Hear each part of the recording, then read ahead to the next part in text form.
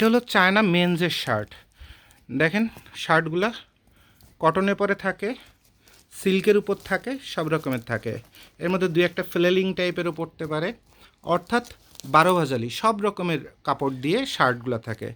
যেমন কোরিয়াতে শুধু পাতলা শার্টগুলো থাকে, কিন্তু চায়নাতে সেটা হয় না, চায়নাতে সব রকমের থাকে।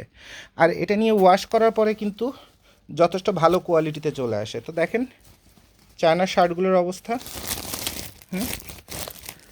তো এই টাইপের শার্ট কমের মধ্যে নিয়ে যারা ব্যবসা করতে চান, চায়নার শার্টগুলো আপনাদের দেওয়া যাবে আশা করি।